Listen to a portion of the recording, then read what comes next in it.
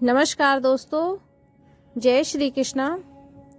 आप सभी का स्वागत है हमारे चैनल ऑफिशियल भक्ति भावना में। आज हम बात करेंगे सोमवती अमावस्या की पौराणिक कथा। क्यों की जाती है पीपल की 108 बार परिक्रमा, इसके बारे में आज हम जानेंगे। तो आप लोग हमारे वीडियो में बने रहिएगा अंत तक। तो आइए शुरू करते हैं। आज हम आपको सोमवती अमावस्या से जुड़ी एक अत्यंत पवित्र और चमत्कारी कथा सुनाने जा रहे हैं। मान्यता है कि इस कथा को सुनने और सोमवती अमावस्या का व्रत करने से सौभाग्य, सुख, समृद्धि और अखंड सौभाग्य का आशीर्वाद प्राप्त होता है। पौराणिक कथा के अनुसार एक नगर में एक गरीब ब्राह्मण परिवार रहता था। परिवार में पति पत्नी और उनकी एक सुंदर, गुणवान और संस्कारी पुत्री थी। समय बीतने के साथ कन्या विवाह योग्य हो गई, लेकिन गरीबी के कारण उसका विवाह नहीं हो पा रहा था। एक दिन एक संत ब्राह्मण के घर आए। कन्या ने बड़े आदर और सेवा भाव से संत की सेवा की। संत उसकी सेवा से अत्यंत प्रसन्न हुए और उसे लंबी आयु का आशीर्वाद दिया।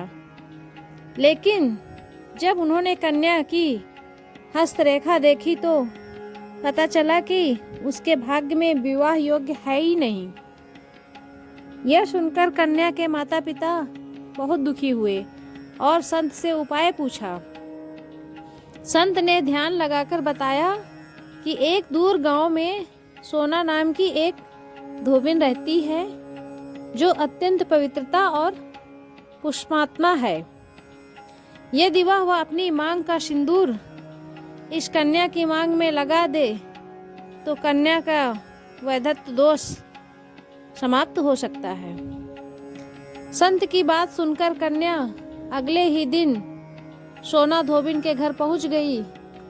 वह प्रतिदिन सुबह अंधेरे में उठकर उसके घर की सफाई, रसोई और अन्य सभी कार्य करके चुपचाप लौट आती थी।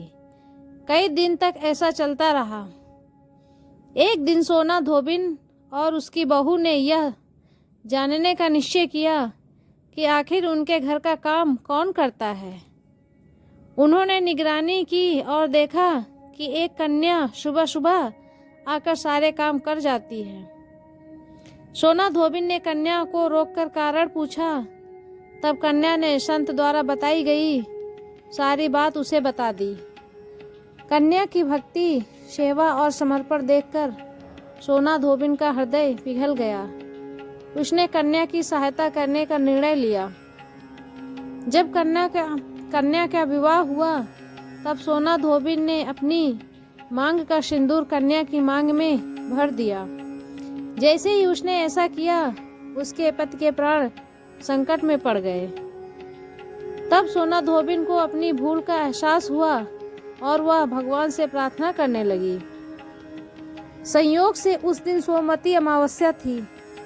उसने पीपल के वृक्ष की 108 बार परिक्रमा की और भगवान विष्णु तथा माता लक्ष्मी का स्मरण करते हुए प्रार्थना की। उसके तप, श्रद्धा और व्रत के प्रभाव से उसके पति को पुनः जीवन प्राप्त हो गया। तभी से सोमवती अमावस्या के दिन पीपल के वृक्ष की 108 बार परिक्रमा करने और व्रत रखने की परंपरा चली आ रही है। माना जाता है कि इस दिन श्रद्धा और नियम पूर्वक पूजा करने से वैवाहिक जीवन सुखमय बनता है, परिवार में खुशहाली आती है और सभी मनोकामनाएं पूर्ण होती हैं। तो भक्तों, यदि आपको यह पावन कथा पसंद आई हो तो वीडियो को लाइक करें, शेयर करें और हमारे चैनल ऑफिशियल भक्ति भावना को सब्सक्राइब करना ना भूलें। और सभी लोग कमेंट में लिखें जय श्री हरि, जय माता लक्ष्मी। धन्यवाद आप सभी का।